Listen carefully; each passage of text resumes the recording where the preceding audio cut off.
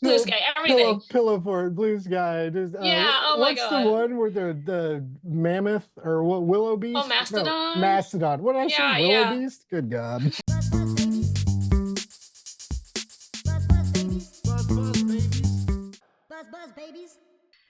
Buzz babies, and welcome back to another episode of Blake's Buzz. I've got a returning guest, and it's been so amazing to watch them do some amazing comic book stuff over their career over the last couple years, to get to know them, to see what they're doing, and they've got an amazing new book coming from Boom Studios. I've got Hound in the house. That's right, creator of Commander Rao, here to talk jousting knights, motorcycles, and all sorts of crazy shit. What is up, Fel? How are you doing? I am great. Thank you so much for that intro. That is like the most hyped intro I have like ever gotten. I'm very excited to chat with you tonight. Thank you so much for having me on. I am so excited to have you back. Also, people that this isn't live, it's gonna be pre-recorded. So you won't know that was that was a twofer. That was a take two intro. I just want everybody to know I'm not the perfect host, amazing podcaster you all think I am. No, that's Sometimes a it lie. takes me He's twice. amazing. But yeah, I was thinking, right? The last time we talked, you had a different art style for what, like so. But I mean, you've done so, we've both done some upgrading and stuff over the last few years, right? But it was crazy. I remember you bought like this new PC, and it was really, you were like, should I upgrade? And then like the next picture was this like hot new looking PC with lights and a nice new setup and stuff. And then all of a sudden you're doing some really gorgeous Kickstarter covers. One that comes to mind is the Ruination cover you did for that variant. And I was like, I almost, and when they were like, I was like, whoa, when I saw your name, I was like, holy crap. Then all of a sudden you drop a Godzilla cover at IDW. Okay, like now, all right, now we're cooking with gas. Now we're rocking and rolling. Now you're boom with a whole freaking book that you're drawing and writing yourself. And you've got a great team, got an amazing colorist, an amazing letterer. So the colorist is Ellie Bruni and lettered by Becca Carey and edited by Elizabeth Bray. Were these boom people in house, or were these people you were working with prior to this getting picked up at Boom? Like, how did the dream team happen here? So this was sort of a team that kind of Boom brought together, but they did like consult me. They were like, "Hey, we have like these people who are interested. Like, what do you think of them?" So I got to like, look over their work beforehand, and I think we've got a really stellar team. I've This is my first time working with a colorist, and seeing Ellie's colors are like mind blowing. Like I'm actually learning from how she's coloring my stuff because I'm like, wow, I didn't know my art could be that gorgeous. And Hell then we've got yeah. Becca, yeah, and then Becca Carey who like letters Radiant Black. I was like, oh my god, like coming from like like a super cool like Sentai comic into this like basically like Kamen Rider meets Revolutionary Girl Utena comic. I thought that was really cool. She's so cool. Well, you're all really cool. You have a great team. You have a great book. I had a blast reading it. It was, I don't understand really the distinguish when they start calling things like YA or young adult, or wait, YA is young adult. You know what I'm saying? Like when they start youth fiction, whatever they start calling it.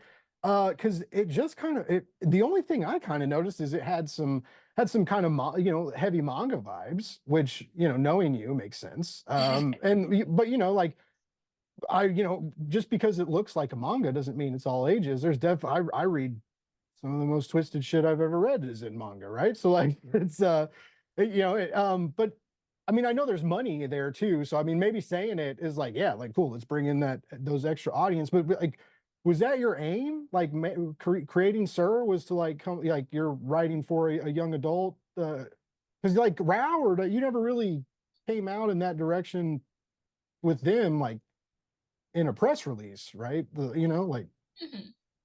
Yeah, so to be honest, I did make this one with like a sort of more YA aesthetic and audience in mind, which is why, you brought out my like massive art style change between Commander Rao and what I do now. And that was kind of part of it. But I do agree, like I've read a lot of YA books that like really toe the line. I think it just comes down to, how you market it and sort of the book market. Um, that's really the distinction. And another distinction that I'm learning is that I can't swear in this book. So we've actually, I know you read like an early draft. the actual published version is gonna have a bit more censors in them because it turns out I couldn't say some of the words I used. Okay. That's so weird. Kids and like it's it's funny.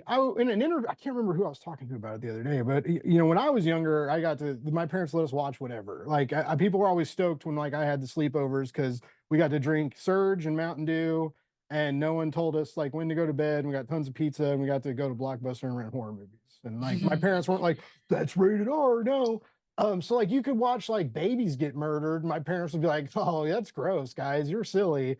But like if they came out and like there was a sex scene on there, they'd be like, and it got like weird. And so it's again like these lines that we obviously there's no sex in this, but to be worried about like the language, it's we're so there's that language is everywhere. It's weird that we still try to control it in a sense. Yeah. I mean, I could understand if you were like it was like F bomb city, right? And it was like where are you going here? Because this is for kids, like but it's not. It's definitely not like that. I do want to point out though that the first like the first real line because there's a quote at the beginning at the first page, right? But the first real line is so you is so like soul crushing, heartbreaking fellhound. I want to read Oh, this. I'm going to read this aloud. And it's a damn good line, right? The moment that changed my life was the day the stars died for me. And I was like, yep, I'm reading a Fellhound comic. Like I'm here for the waterworks and the gut punches and you're known for that, right? But you've now taken that into a whole new territory. You've taken that from futuristic warfare into collegiate motorcycle jousting. Where did you First of all, I'm so bad at this, Phil, but let's pretend that this is the start of the interview. Let's rewind even further than that. Let's pretend we're at a convention, right? I'm stumbling by your table, right? You've got Rouse standees, you've got Sir standees and bikers. Let's go all crazy. Let's say boom went all out. You've got people dressed in motorcycle outfits and real decked out motorcycles at your booth, right? This anything can happen, Phil. You're at SDCC right now in this hypothetical situation. I'm walking by. I'm like, Phil, oh my God, it's so great to see you. And you're like, Blake, I'm just a little too busy for you. And I'm like, oh, well, wait, 5 minutes, 5 minutes. You're like, all right, I'll give you 5 minutes, I guess. And I was like, tell me about this new book you're pitching. all right. So my first instinct is to just yell motorcycle jousting really loudly. But my second instinct is that so it is about motorcycle jousting, but it is also a college romance story between our two lovers, Avery and Nico. Basically, they were separated for quite a while, and then the communication got a little spotty to the point that Avery got really worried. So she came all the way to this fancy college to find her possible ex girlfriend. Who knows? It's a bit complicated just to kind of sort things out. Unfortunately, it turns out that not everything is as it seems, and in order to fix their relationship, they will have to face the trials and the tribulations of the motorcycle jousting ring known as the Seismic Iron Clash Relay. If you're a fan of sports manga, sports anime, I pitch it as Kamen Rider meets Revolutionary Door Utena. If you're a Gundam Witch from Mercury fan, it's very much in that vein. Recently, we got a lovely, lovely pull quote from Greg Rucka, who described it as like a John Hughes movie meets Death Race 2000. So if you're into that, or it's also like Fight Club reimagined as a 90s shoujo anime on motorcycles. That was a lot of stuff, but if you liked any of those things, then you will love this book. I like so many of those things. Like honestly, like they're so. First of all, the romance part. When I think of the genre, and I'm like, yeah, romance isn't for me.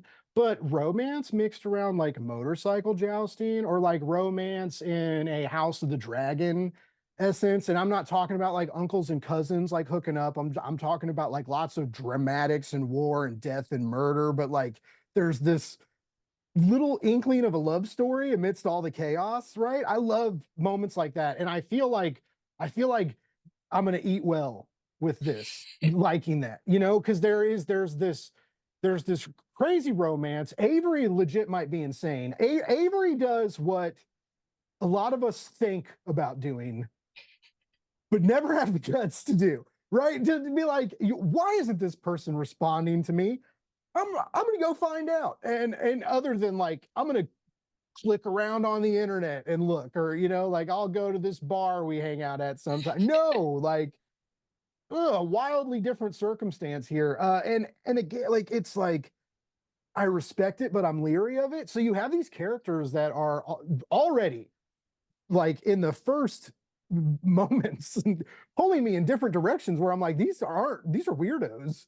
But weird I like them. Weirdos I like. And also weirdos that are dangerous. And I'm like, oh, like and so again, like, yeah, labeling it as like I'm a 39-year-old man. And I'm like, I'm like, this shit's dope. And it's like YA. And I'm like, that makes me feel weird. No, but regardless, I joke, but like I've said this so many times, like those distinctions are important to get young readers into comics, into books in general. So like I'm glad they're there, but never let that like deter you. Like if something sounds cool, check it out. If you find out it's now if you read it and you're like, man, I had a lot of trouble with these words, and it's for like 7-year-olds, like that's a different problem. We'll talk about that later. But try try to sound the words out, try and get through it. Yeah, I'm sorry, pal. No, no, that's okay. That's okay. Yeah, thank you for that endorsement. Yes, YA is a very broad and diverse genre, and if you run out of things to read and other demographics, you can always try reading YA.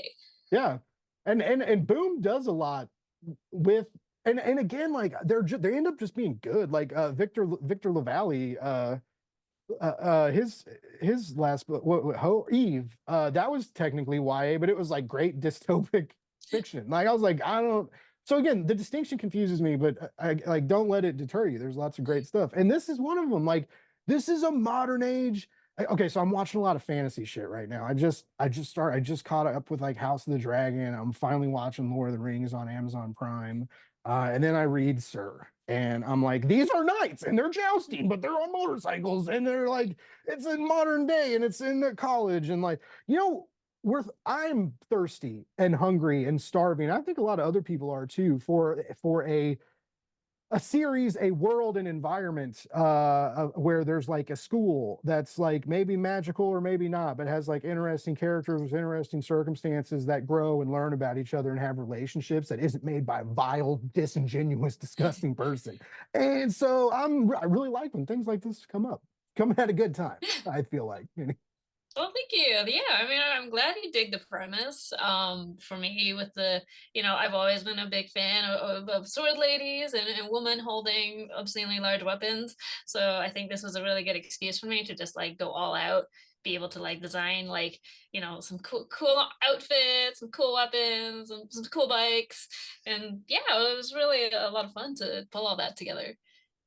Insanely impressive what you've done with these characters and the bikes themselves. Like, so mechanical structures, cars, I was the cars and horses, but horses are notoriously difficult too. But like, um, vehicles and things like that, especially ones that are like grounded in realism, and these are very like dirt, very dirt bike. They look like dirt bikes, right? But they're fancied up a bit.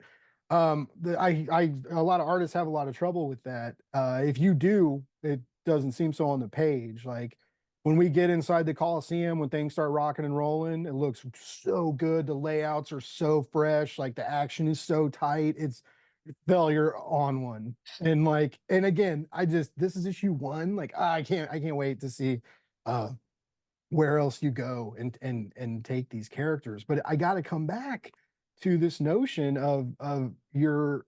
I was a fan of your art style before, and it's different now, and I love where you've gone. But wow, and how did that happen? Um, how did you let yourself do that? Because that was probably terrifying, right? Like you changed a lot of stuff, and there that had to be that didn't just happen overnight. That was a trial period. There were drafts. I feel, so I if, as much as you can or are willing to, like why did this happen? How did that happen? Yeah, so the story begins in late 2022. And that basically two things happened in late 2022. The first thing was that I discovered this Chinese webcomic called My Dear Lass, and I became immediately obsessed because the art style was like unlike anything I've ever seen. It was so beautiful, and like the story was so beautiful. Basically, it was like a slow burn romance comic about peach farmers and a baker falling in love. But it was so beautiful. And I just like couldn't stop thinking about the art. And I'm just like, it was in a time period where I was like, to be honest, I wasn't very happy with my art at that point, but I couldn't figure out what direction I wanted to pull it in. And then when I saw that comic, I was like, this is so beautiful. This is what I wish my art could be. And then the other thing that happened was that Gundam Witch for Mercury came out in October of 2022. And I used to be a like long time Gundam fan when I was a kid. I kind of like dropped off by the time I got into college, but then this new show came back, and it was like Gundam Lesbians. It was basically Gundam Utena, and I was like immediately obsessed, like everything about it. So basically, I think those two things really changed the direction of the art style I wanted to go in. I started experimenting more. I kind of like saw how the really like how the artwork was done in that comic and in the show, and I just really tried to like emulate those vibes. To be honest, for a while, I was torn between like going towards a simpler style, learning how to paint because I've always wanted to learn how to paint. Uh, After trying to learn how to paint, I realized I don't have the patience for it, but I applied all the things that I learned while trying to learn how to paint into doing like better line art and better cell shading. So in like 2023, I spent a lot of time just kind of experimenting with this new style, using like thicker lines, going back to basics with this cell shading, and realizing that I don't really have to over render everything in order for it to look good. I just have to like get better, more interesting line work, and that will sometimes like simplicity carries more than over rendering. Um, and then yeah, and to be honest, as I said, this is my first time working with a colorist, and I've never really drawn in a way that I think would be like my art used to be just like really simple lines with like no detail in them. I'd color everything. So on this project, I really needed to like learn how to make lines that like a colorist could color without like hating me. So basically, I read a book called Framed Ink, which was really helpful to learn how to ink. And I basically just spent a month going over my old comic book pages and trying to like re-ink them in a way that used more blacks and like used more grays, and so the colors didn't hate me. I consulted with a colorist friend, AHG Coloring. Uh, love his colors, but he also helped me figure out like what's like a good inking style that colors could work well with. And yeah, and that was the whole long journey. And then when I drew my first page, I was kind of crapping my pants because I was like, I don't know if these inks are gonna work, but I think it turned out okay. I think it turned out great. I think again, it's been so. I was been a fan of you for a long time. I love Rao and the Kickstarters you've done and these like these romantic war stories. Very you like glamorize being a soldier, but don't glamorize war. I was always very intrigued how you did that. It doesn't That's some kind of dark magic. I don't understand it, but that's you're just a good creator. But that's one of the things that intrigued me about your narratives. And again, some of these vibes are carrying over into S.I.R. Like there is violence, and but it's not gratuitous, and it has a purpose. And I don't know. It's very interesting how you tell stories, but just how you change as a storyteller, like visually, with the dialogue is tighter. The characters are I don't know. It feels it listening to you talk about it, describe it, comparing it to some of these things that you love. I mean, your eyes light up when you talk about it. You smile real big. You get real hyped about it, and like I think that carries when you read it. That vibe, that warmness, that charm that's in there. And so it's just so cool you got to make this book. And it really seems like no one got in your way. Everybody was right alongside you, like pushing you, like urging you, like letting you run free. And not only that, but like you're coming out of boom too with like that's so cool. Like this is I just can't imagine what is going through your mind right now. I don't want to like bring up drama or bad blood, but you didn't have the best experience getting picked up by a publisher and going into the direct market like a lot of people recently. Was there any hesitation in S.I.R, or was it like were the vibes good? Did everything like sound, like did it just feel right and feel good? Like, So it's a funny story. To be honest, when I said I was going through like a really bad phase at the end of 2022 and I wasn't happy about my art, a part of that was probably related to what you just said.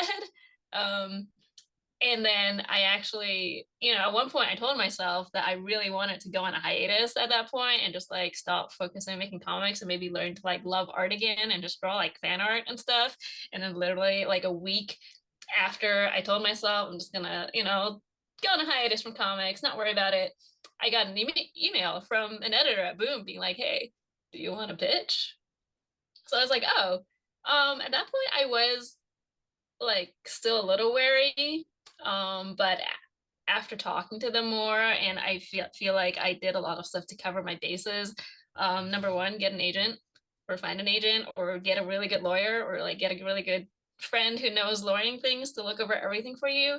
One thing I did appreciate with Boom is that my editor Elizabeth, she is amazing. Like she was super open, responded to like every question I had. And they bring you in on like a basically like a Zoom meeting when you first get started to like get the lay of the land, and you can just like ask them anything. So I basically asked them everything that I knew or that came to mind, including some concerns I had with prior experiences, and they were really open about it, which I appreciated. So I felt like I did the best I could to mitigate bad stuff happening. And I can say that so far I'm having a great time. Like they've been really supportive of the book. Elizabeth, my editor, again, amazing. My agent Maeve, amazing. Like they're all like really on board and making this happen, and they're they're giving great notes. I feel like everybody understands the vision of what like S.I.R and motorcycle jousting is, which is really good as the creator to feel like supported by that. yeah, I that is good. I'm glad you're in that kind of environment. You deserve to be in that kind of environment. You have like forever always been like, the people around you in your circle like always been like just very loyal, supportive in so many ways, right? And like you're just you're held in very high regard in the community for a myriad of reasons, and all of which are justified. And so I'm so glad that like you're in a place that seems to know the talent that they have, and that they need to like, they're like, hey, let's like keep the vibes good and keep her around, right? Like but just like that like you've found people that share in your vision. You found this team, like the teamwork and the dream work, or that fusion is happening, right? I can't believe I just said that. That was cheesy as fuck, but No, it's great. I'm super, I'm super happy for you, Phil. You work real hard, and you damn well deserve it. And not only that, like, and I had no doubts, but like reading the book's good, and like and issue ones are real hard to do, and this one I feel like was trickier because you had to establish a lot of relationship history. I love how you did it with the text messages. I thought that was super fucking modern, and like younger audiences are totally gonna. I dug that, but like, I mean, that I deal with. I live in text messages and Discord chats and shit, right? So, but I feel like that will resonate more, right, with like the audience that you're pushing towards. I thought that was real smart. I thought it looked great on the page too.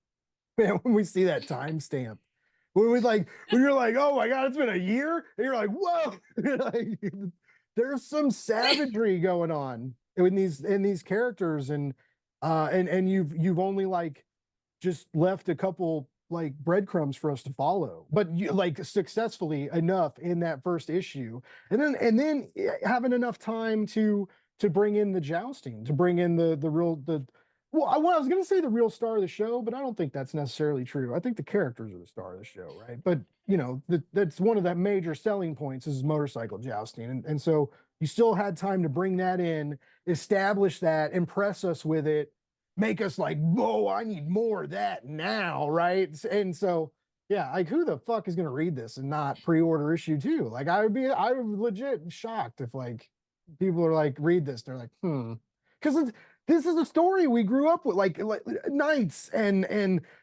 horses and like jousting for someone's love and attention, right? And I'm like, holy shit, but they're doing it on motorcycles and dressed way cooler. Like, I mean, yeah, I'm glad you enjoyed the first issue. That actually means a lot. I hope everybody feels the same way about issue one as you do.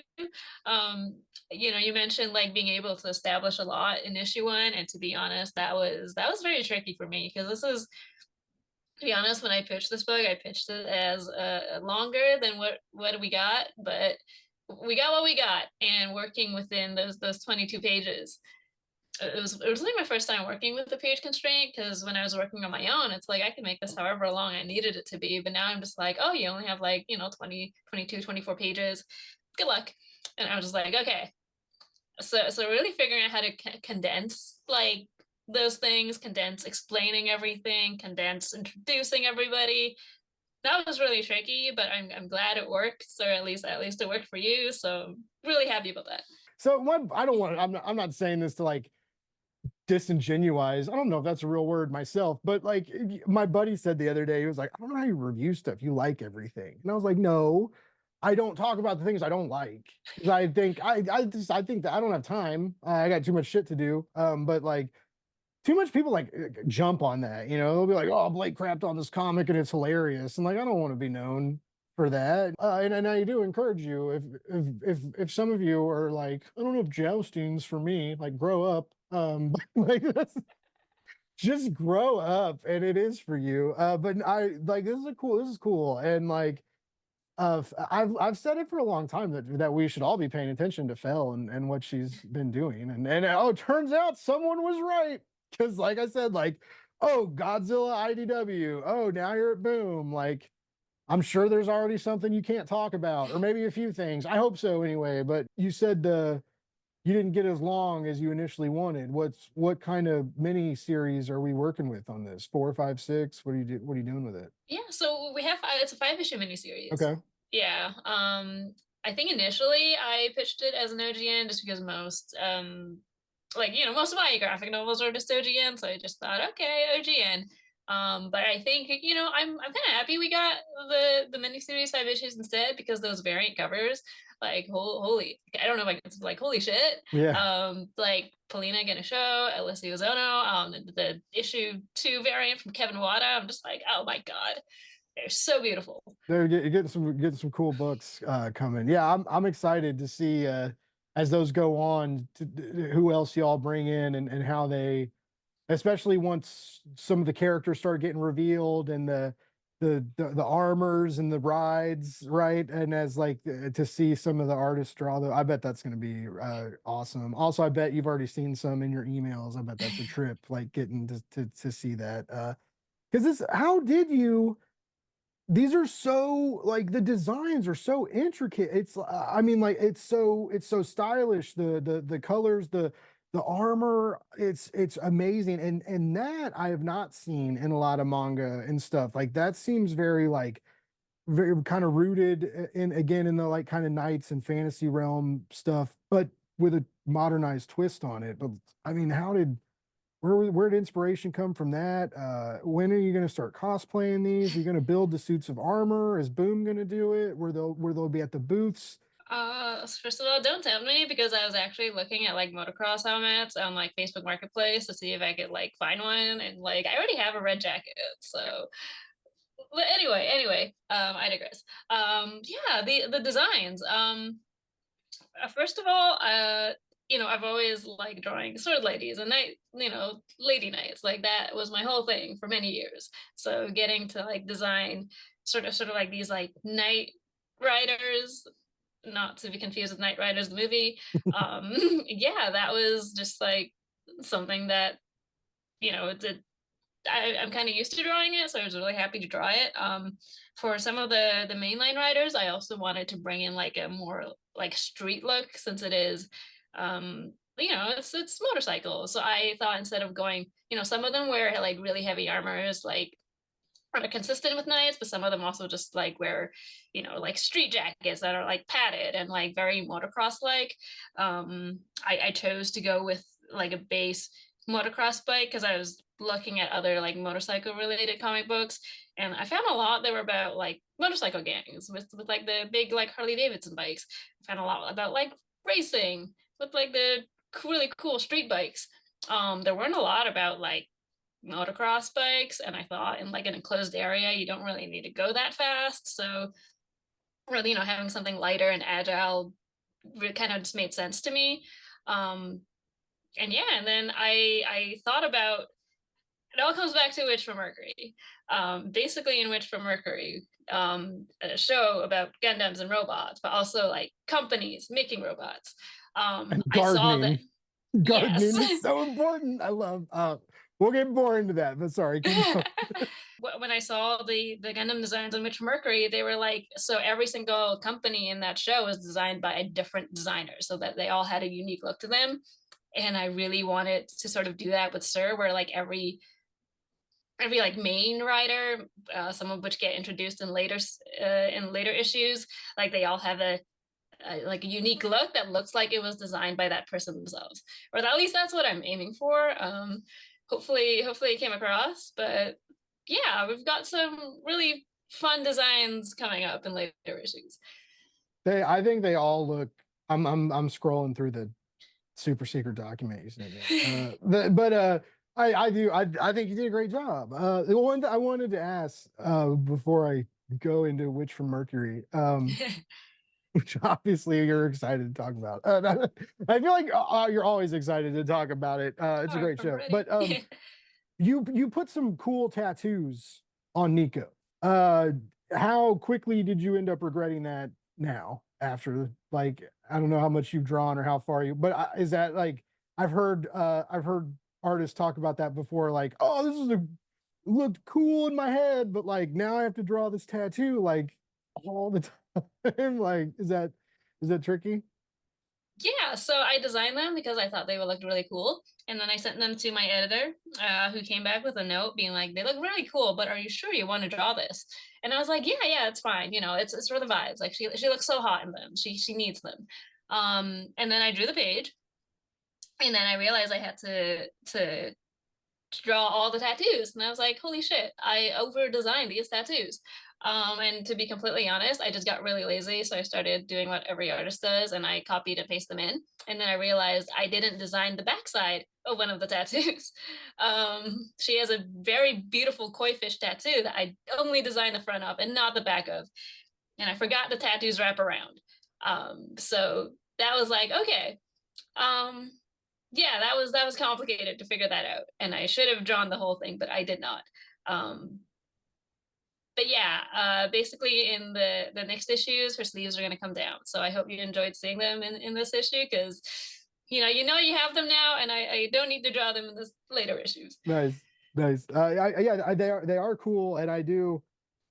I mean, yeah, it's the culture too. Like the even though it is like you know rally biking kind of, and it's not like the biker necessarily culture, but still like that culture, like tattoos and everything. I mean that go like tattoos, leathers, right? It's all synonymous when you're on two wheels.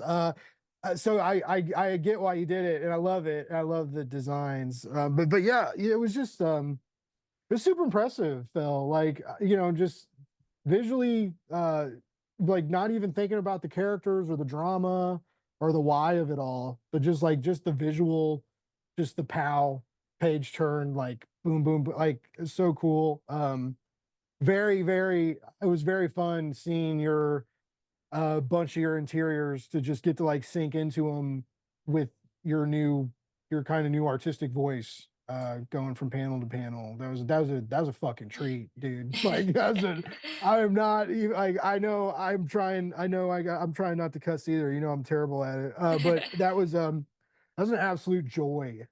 You're so good. You were so good before these pages are beautiful. And I said it before as a joke, but I also meant it. Like I want some, and you mentioned like finding fan art to like find love of comics again. I know you're busy, but like when I want some Gundam zines going on, or you know, the world needs more mecha comics. Rom did it.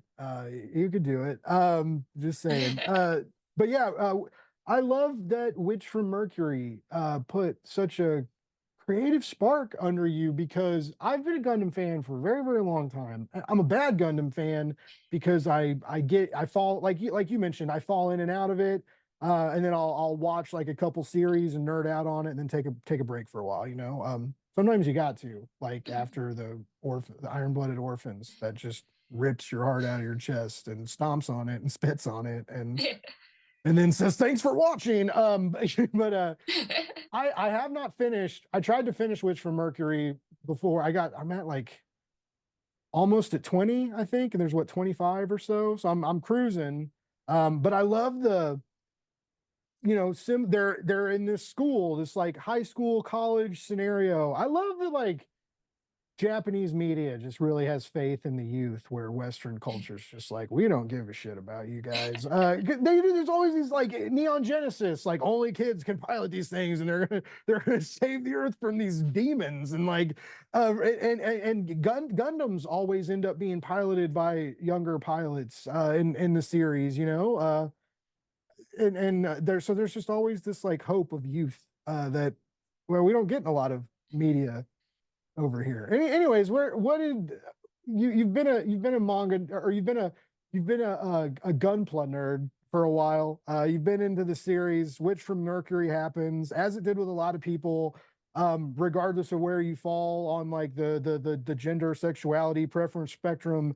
It was very different. It connected on a lot of more emotional levels than some of like the trauma of other Gundams did, right? Like the more direct love story, the bride and groom thing, it was very interesting. So like, I love that you saw that and we're like, I'm going on a creative journey now. That's epic. Because it's so good.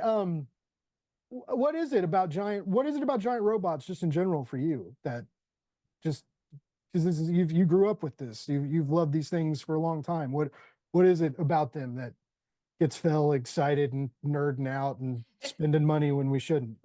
That's a great question. All I remember is that I have this really fond memory. I was 6 years old and I was probably watching, TV at my bedtime. And on the kids' network, they had like anime night and Gundam Wing was on.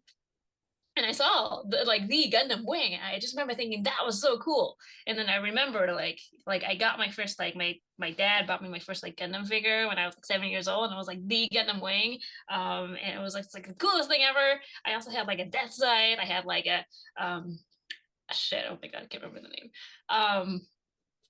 The evil guy. Evil guy from Gundam Wing. Oh, He has a Roman helmet he's looking thing. Oh my god. he's not Char, Yeah. but he No, is, yeah. but he is. The Tuggies. Yes, the Tuggies. Yeah. That's the mobile suit. Oh my Okay. gosh. I swear I'm a fan. But yeah, anyway, I just remember I loved all those designs. I thought they were so cool. I watched the show, had no idea what it was about because all the politics went over my head, but I was Yeah. like, cool robot. And I don't know, I guess just like cool robot just imprinted in like my 6-year-old brain. And then I watched Gundam Seed and I was like, more cool robots. And then unfortunately after Wing and Seed, I fell off for a little bit, but then I sort of like heard about some other Gundam shows here and there, and I watched like some episodes of some random stuff. Like I watched some of like 8th MS Team, some of the original. But I don't know. I guess I just got older. And my taste kind of changed. I moved more towards like stuff like Revolutionary Girl Yutsuna or like other anime. So then when Witch from Mercury came out, and it was basically Gundam meets Revolutionary Girl Yutsuna, it was just like my favorite thing from when I was a kid, with my favorite thing as like an adult. And then now it's like it's just my favorite thing ever. It was so cool. Like it was just like it brought back all those nostalgic memories for me, but it was also like really gay, and it was like the designs are so cool, the fights are so cool. Like I spent way too much money on Gunpla now, and yeah, I just cannot say enough great things about Witch from Mercury. You did get back into it pretty. I feel like one day it was like you like or you dug out some old Gunpla figures, but then it was shortly after that there were new boxes that hadn't been opened yet, and I was like, we didn't find those in the garage, like I was like, Yeah, and then you started getting Witch from Mercury stuff. You started getting Gundam aerial things. I remember you had pre-orders. I'm pretty sure you had pre-order stuff going because there were a couple times I sent you. stuff from like I would like screenshot it from email and I would be like Phil, and you were like, it's pre-ordered. I was like, why did I bother? Should have known. No, no, please tell me things. I always appreciate the reminders. Yeah, I got a little bored with the spending. So everybody please pick up Sir so I can recoup my losses. I also had my aunt in Hong Kong, like get me all the stuff he couldn't get here. And import fees are a lot, so Whoa. please buy Sir so that I could pay my aunt back. That's I saw they do like McDonald's does like Gundam specials and stuff like in Japan. Like there's like special burgers and then you can go and get like special figures and like I was like, man, why does everything suck here, Phil? Like it's nothing's good. All you Everything's get is better. like the Call of Duty mashup. I'm like, nobody wanted that. Like, I'm very sorry, but like, I I'd rather get the burger. and then and I'm still bummed they're taking that Gundams down. Like there was part of me I always wanted to go see them. You know, I was like that was like into my Mhm. mind like a goal I always wanted to do, and now I'm like, well, you screwed that up. I also there was also a secret hope slash conspiracy theory that they were real and that one day the aliens were gonna come and all the Gundams were gonna like rise up and fight and we were gonna like see it happen, but that obviously wasn't true, I guess. Thanks, you know, for taking all those down and ruining that. Anyway, but yeah, everything I've watched from Witch from Mercury is phenomenal. I'm the same. Gundam Wing Cartoon Network when I was younger in grade school, like I would watch that all the time. And I didn't have cable initially at my house, so like I didn't get to watch all the episodes, right? Like I'd get to watch like when I was hanging out at my friends or like on like a weekend or if I was at my grandparents and they were doing like a marathon, I'd get to watch some. What was it? A year or two ago, I watched all like what 52 episodes or whatever, like all the way through. It was still it was cool. It was I mean, it was cheesy and still some of the politics are like you know, I almost need to when I watch anime, I almost need to watch it subbed. Just because like I pay way more attention. I'm so bad with my phone. It just also because of everything I do now, because it's just like, is that a client? Is that work? Is that, you know, and it's just like, and so I get distracted easily. But if you're watching subtitle stuff, you know, you can't be. You either have to pause it or like focus. What's your are you like do you have a preference on the sub or dub Um, dichotomy? to be honest, I because I watch a lot of stuff while I'm drawing, like dubs help a lot, and I Mm, find that dubs have really improved in the last 20 years. So that's I mean, I do like a lot of dub stuff now. But I still watch some subs. Like if it's not like if the dub takes a while to catch up and I just want to see the episode, then mm. I'll watch the sub. But I think they're both like really good. I always ask this question because my sister just started watching anime like a day ago. It's been longer than that, but her and her well, they're my brother-in-law. Like he was really into anime, and so like he got her into it. They watched Attack on Titan. They watched they're into really into Demon Slayer, and they watch JJK and stuff, right? So like she's into mainstream anime now. And they were letting me use their Crunchyroll account, and I was watching. I was getting caught up on Attack on Titan, and I was watching it dubbed. And I always tell people, you ever watch anything subtitle and try and eat? You miss everything. You take a bite of food and you miss like a whole plot line. And so like I'm in there, but I guess that he said so. He was like, "Who the hell's watching Attack on Titan dubbed?" Nah. And then my sister was like, "You watch dubbed anime?" And I was like, "You just started watching anime yesterday. Like, shut your mouth." Anyway, she totally like judged me, and I was like, "I know you're new to this, but no one likes a gatekeeper." She was very confused. I was like, "It's just like, what are you talking about?" And but Oh, anyways, which new?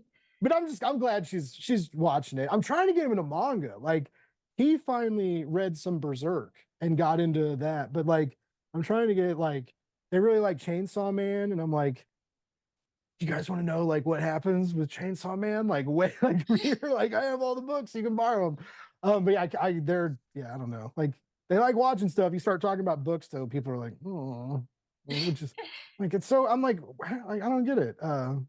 This so many of us all we do is read all the like, we read and live books and comics. It's life, and it's just and there's still so many people out there that are like I have time to read. It's just like Interesting. No, no, we don't believe in gatekeeping in this house. Read how you read, watch what you Nice, like nice. just enjoy your media, enjoy your entertainment. Well, I'm gonna tell my sister that that the critically acclaimed Fellhound has said that you were a bad sister and I deserve better as a good brother. Yes, I That's can what record I that as a heard just soundbite for now. you. But yeah. Anyways, what obviously, which from Mercury is your favorite Gundam? You mentioned another series. Revolutionary Girl Utena, was that Okay, yeah. What the is I'm not familiar with that. What is that? All right, so Revolutionary Girl Utena was a 90s anime, and it is basically like a shoujo anime that revolutionized like girls love, and was like one of the most like iconic like queer woman animes of all time. It's a very complicated thing to explain, but basically it's kind of like similar to Witch from Mercury, is based on the concept of school dueling for the bride. Basically, Utena comes to school, kind of gets swept up in this school mysterious like dueling ring, and finds out that she needs to like save this person called the Rose Bride from being like I guess like won as a prize. But it's also like a huge metaphor and allegory for a lot of like pretty mature themes to do with like abuse and there's a lot going on in it. It's very hard for me to explain, and I think it is also like highly metaphorical, so it's also difficult to explain. But basically, yeah, lesbian school dueling, and it inspired like a bunch of other stuff after it. Like there's parts of S.I.R that was inspired by Revolutionary Girl Utena. Parts of Steven Universe inspired by Revolutionary Girl Utena. Like even Gundam Witch from Mercury, the writer of that show wrote like the novelization of Utena. So I think it's like one of the most iconic lesbian animes of all time, and it Wow. also inspired me. Very cool. All right. I was, yeah, because I understand that feeling of like when people are like, oh, I want to read comics, and then you're like, where should I start? And you like, even if you walk into a comic book shop, you're like, whoa, shit. And that happened to me the other day when I was like, oh, I want to I was thinking about playing Magic the Gathering again. I went to buy a Magic deck and I was like, "Oh God, what do I get?" And but similar with manga, because you start browsing, and then it's like, "Whoa, like this seems cool." And then you look and some of these things have like 40 volumes and you're like, or more, right? If you like get into One Piece. But like Okay. um so it's cool, but it's at times intimidating. I've lost the intimidation factor. I'm very much like I'll just lay here and throw your recommendations at me, and I'll try and get to them when I can.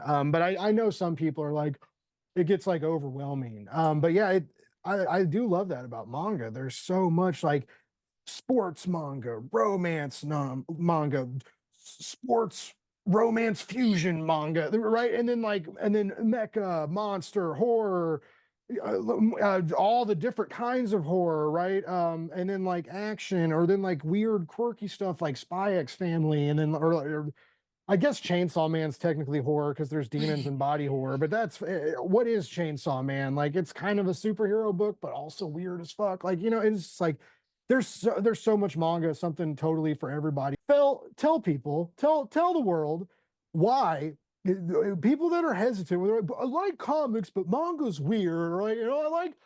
I like South Park and stuff sometimes, but like I don't know anime. Like get tell people why they need to grow up and experiment with other cultures' media and just let it happen, basically, because there's cool shit there. Tell us. Yeah, I mean, so basically when I was little, I had this How to Draw Simpsons book. And in this How to Draw Simpsons book, Matt Groening had like a little blurb being like, if you want to be an animator and make cartoons when you grow up, you need to like read and watch something other than cartoons. You need to like experience other media, find other mediums. And I think it really comes down to that. Like, obviously, like you enjoy what you enjoy. Like, if manga is not for you, anime is not for you, that's perfectly fine. Like, do watch what you love, enjoy what you love. But I think for me, why I kind of moved on to having this anime phase is basically, I like gay shit. I like queer romance, and it came to a point where I feel like I go to the library pretty often, and I've pretty much like exhausted all the queer romance available on the library shelves. I've, exhausted everything I could find on Kickstarter. I've exhausted everything that's like releasing from the direct market, which isn't a lot. Like it's Mm. very little. So I came to a point where I'm just like, I feel like I've read everything that I could find, and there's not more coming out anytime soon. So then, I hopped on into, you know, comics basically from other places, and now I'm eating good, as people say. So yeah, if you find that, maybe, parts of a certain, comics or books or movies aren't really, doing it for you anymore, that's a big world, it's a big market. Expand your horizons and find something that you love. Oh yeah, there's something out there. I'd tell you, it amazes me. Because it's I wish Western comics, I wish our culture and even academia could like accommodate it like they do in the Japanese culture. You know, it's everybody reads manga. It's not like oh, you're reading comics. It's a book that everybody reads. You know, it's viewed so different there. And that's why there are so many different flavors of manga, different stories, different, there's something for, there's superhero stuff, there's whatever, so yeah, but I love this venture you're taking. I love the inspirations you're finding, and I hope you keep running with it. And I really hope you run right into the cockpit of a mecha suit, hopefully soon, because I feel like you're I feel like you need it.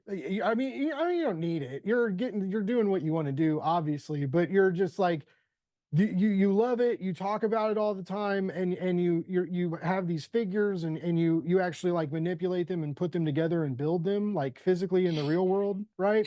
And so I feel like part of you is like ready to start building them and putting them together on the page. Maybe I don't know. That could just be me selfishly wanting to see you draw mechs. One of them is a high possibility. But yeah, whatever you're doing, your art looks beautiful.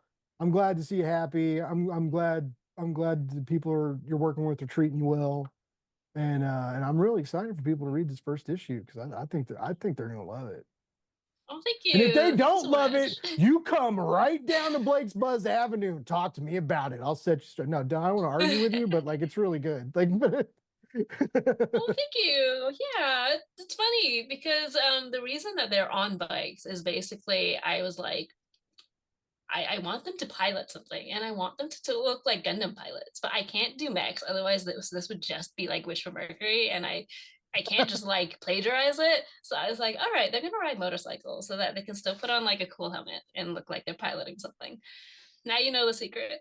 Nice. Hey, it's the what did someone at work took a back cover design that we do for a client and kind of ripped it off. And the client was like, "Hey, the best form of flattery is imitation." And there's blatant ripping off like that and like trying to monetize it. And then there's also like having so much love for something, you want to like show it some respect and like put it in your fictional world. Like you love it so much, even the fictional worlds you create need it, right? So there's that, and that's what S.I.R is. I feel like, and so it's not a Gundam spinoff. It's not a Gundam ripoff. It's not like anything I've read. It's a wild romance on two wheels that's ready to pop a wheelie right into your heart, baby. That was bad. Don't We'll edit that out later, but it's No, it's so don't. Can good. I have that as a soundbite? Can send that to shops? Yeah, we'll do Oh. that. But yeah, you're onto something, Phil. And I'm ready for these 5 issues. Like I'm so stoked. I hope once these start rolling out and I always hope people start seeing like what you're capable of. Because I don't even think we've gotten this. People that follow you and know you and like have been there. I don't even think we've seen it yet. What you're capable of, right? So like fuck, man, we're all gonna get to be there while the world finds out. It's gonna be cool. And it's exciting times. And I just I'm gonna keep saying cheesy stuff unless I stop myself. Is there anything else that you would like to announce, or mailing lists or anything you want to shout out? Website stuff, any like where we follow you, or pre-order anything like that we can make people give you their money? Yeah, I guess the first reminder is that the final order cutoff for Sir is July 22nd. If you can get your orders in before that, that would be great because that's how they finalize the print run. If you're too scared to go to a comic book shop, let me know what it is and I will email them for you. I am also too shy to do phone calls, but I will try to get you a book if you want it. Second reminder is that the book comes out August 14th. If you missed July 22nd, but you still want the comic, then you can head to your local comic book shop at that time and hopefully they will have it on the shelf. If they do not, again, just ask me and I will beg them to carry it. If you want to follow me, I am on every single social media, like every single one of them. You name it, I am on it. Even the really obscure ones that everybody told me to get for like a week and then nobody used anymore, I am on that. So, like, little like Fellhound on everything: Twitter, Insta, Tumblr, Kara, Hive. I don't know, Blue Pillow, Sky, everything. pillow fort, blue sky. Just Yeah. Oh my what's the god. one where the mammoth, or what, willow Oh, beast? No, Mastodon. mastodon. What did I say? Yeah, Willow yeah. beast. Good God. Yeah, anyway, I'm everywhere. Probably still on Live Journal if you look hard enough. There's a But I, Zanga floating around there oh my somewhere. God, gosh. If you are done with social media, totally get it. You can follow my mailing list. You can find it on my website, fellhoundart.com. Mail goes out like once a month. The last one just came out this morning. But yeah, it's just like updates on what I do and uh, cool recommendations, and you get to following along. And sometimes I show secrets. So if you want secrets before anybody else gets them, follow my mailing list. Oh yeah, follow Fell for secrets. If that's not enticing enough, I don't know what is. Phil, again, I appreciate you so much. This is so great to catch up. I know we talk every now and then, but it's been a, like I said, the life was way different for both of us. The last time I was like, Blake's Buzz was real new when we did the interview. Rao Rao wasn't in direct markets yet, I don't think.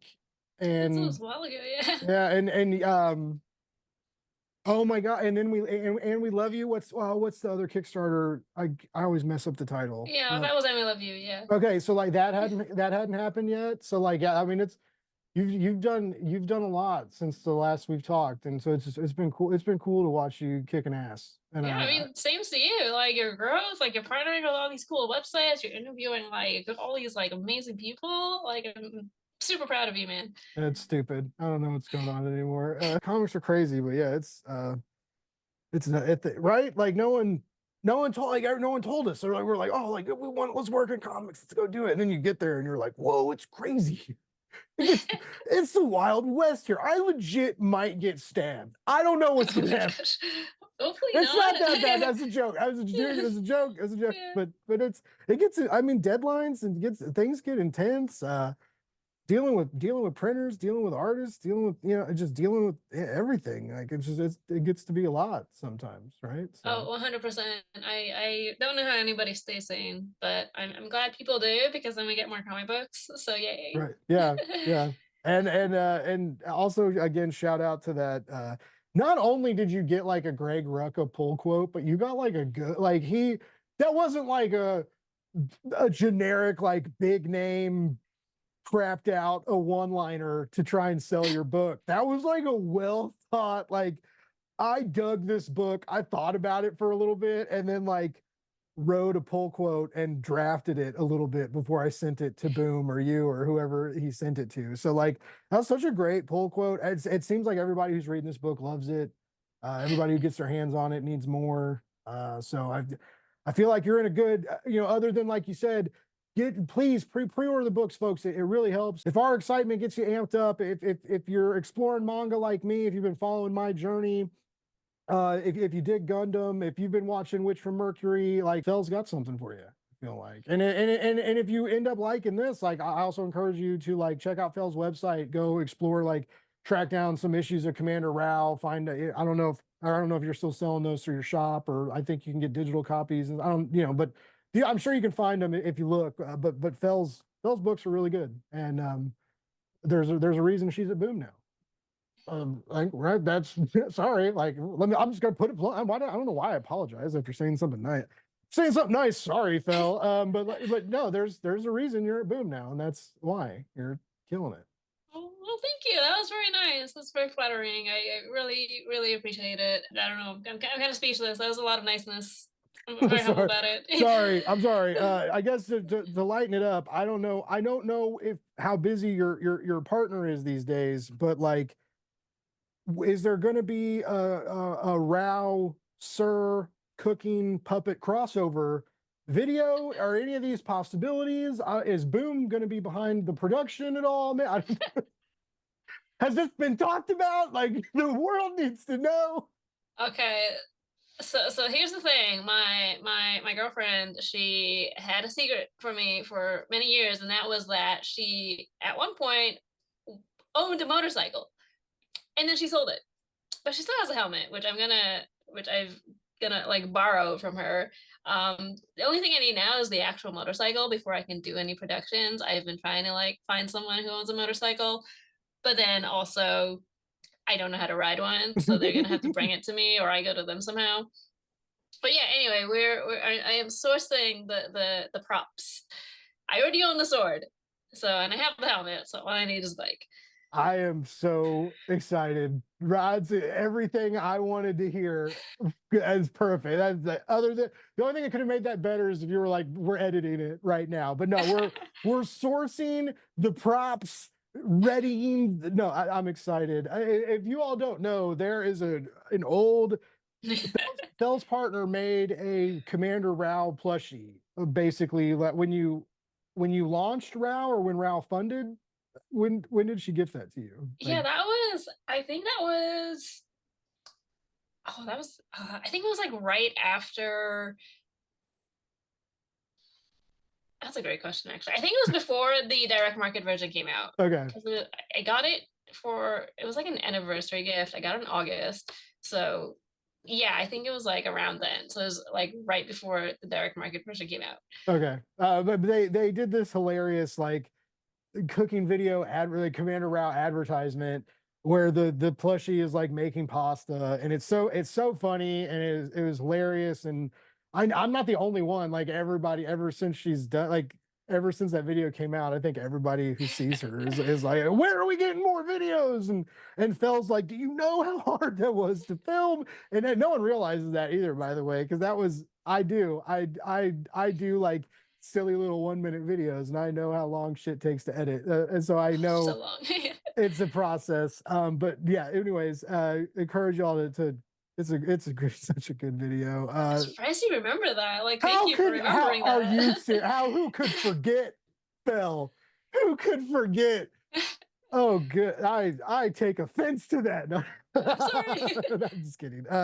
No, but for yeah, no, it was amazing. Yeah, let's get Row plushies and you and helmets on motorcycles and like let's just like unleash the chaos for the biggest comic launch ever. Let's do it. We're trying. We're trying.